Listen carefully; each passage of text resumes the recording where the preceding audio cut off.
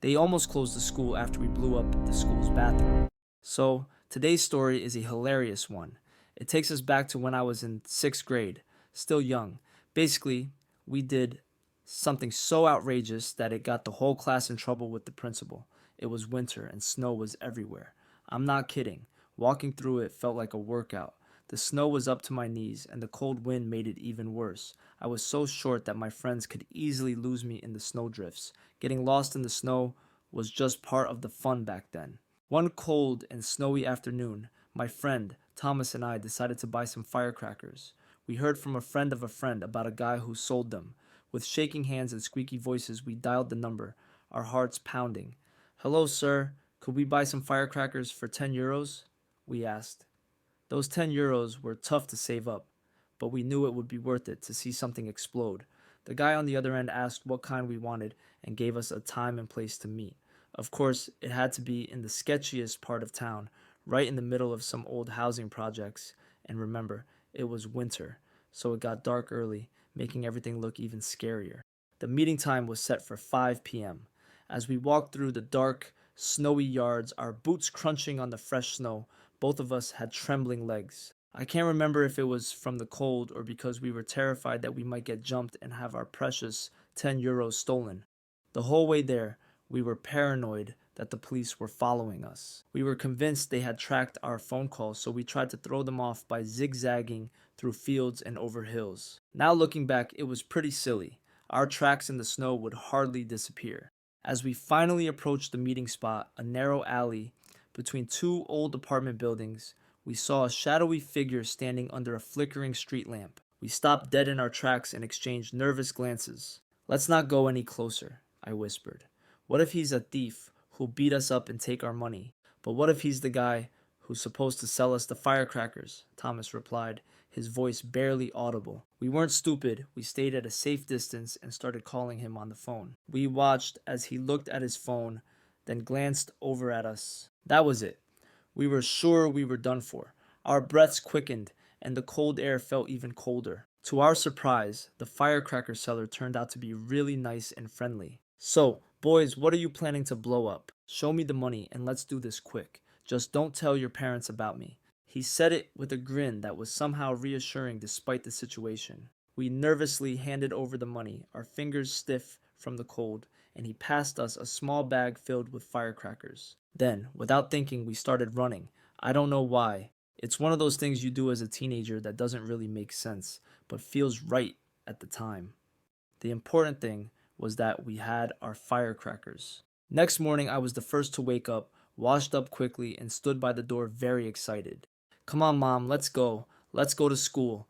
Then I realized I needed to calm down. My mom wasn't stupid and asked why I was so excited, saying we had plenty of time. With those words, I settled down because I was afraid any other action might lead to my backpack being checked, which would have been a very short story for you and a sad ending for me.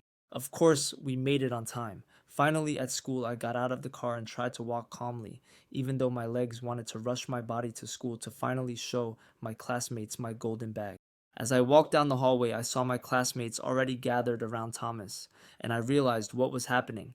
They already know. I came next to them. I showed them the bag, and we talked a bit what we're gonna do with firecrackers. Our plan was to blow up old notebooks, toy car models, and other stuff everyone brought. Gym class had just ended, and we were all getting dressed, still riding high on excitement because we had already run outside to blow something up during the first 2 breaks. But then, out of nowhere, our class clown, coolest guy in the class, Jim, made an incredible suggestion.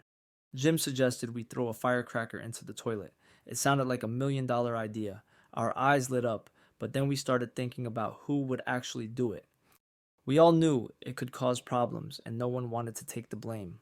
Jim, fearless as always, said, "Fine, I'll do it, but if something happens, we all go to the principal together, and if anyone rats me out, you know what's coming." That gave us a mix of fear and relief because we all wanted the firecracker in the toilet, but we were all scared of the consequences. I handed Jim a firecracker, and with a calm face, he lit it and threw it into the toilet. I quickly flushed the water. Forgot to mention these firecrackers still burn underwater. How do we know? We used to throw them into ice holes in ponds or lakes and watch the ice break. We all quickly moved away but stayed close enough to watch. 10 seconds passed, nothing happened. Another 10 seconds, and we all started laughing because it should have exploded by then. The whole class began blaming me, saying I was a coward for flushing the water and putting it out. I was trying to defend myself when suddenly the toilet bubbled. We all burst into laughter. Everyone felt relieved that nothing serious happened, so we decided to throw another one. Jim threw it. I flushed the water. We stepped back and watched. This time, it didn't take 5 seconds before the whole toilet exploded, sending water rushing towards us. We quickly shut the door and looked at each other in horror. Half of the classmates started whining, saying they had nothing to do with it and they knew this would happen.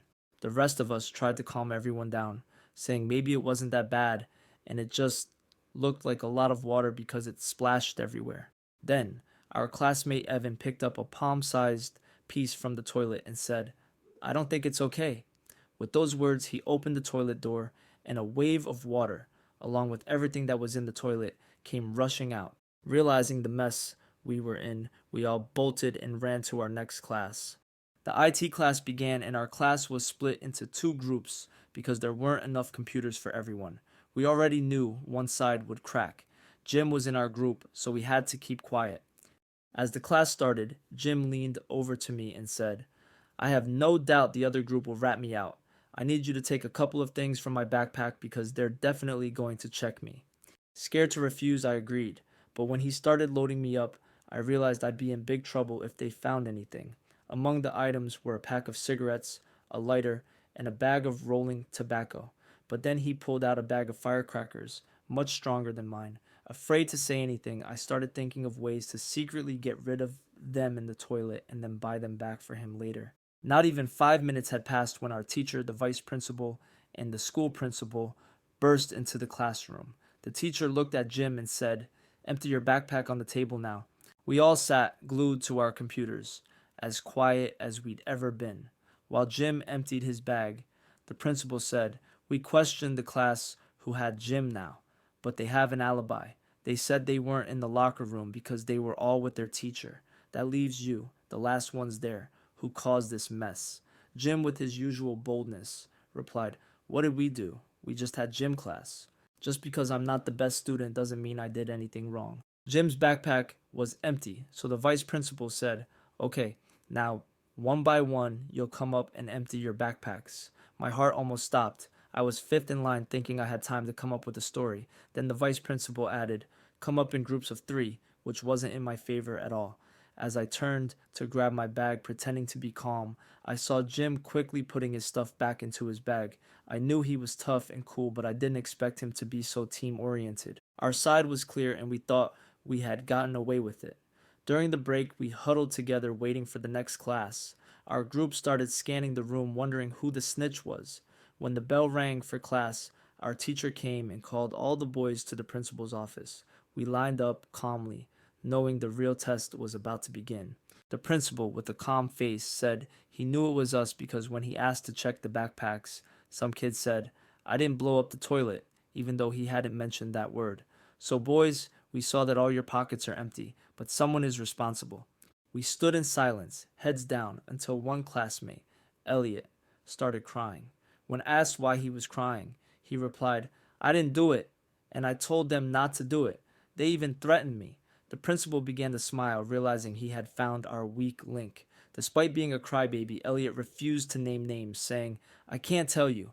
Jim, tough and kind-hearted, stepped forward and said, "I did it." So, to sum up the story, none of us got into serious trouble. The principal made Jim buy a new toilet and pay for the repairs. In the end, we all chipped in as much as we could to help him out. So I'd advise being careful with firecrackers because they can break things and cause serious injuries. I hope this story brought a smile to your face and showed you what true brotherhood means.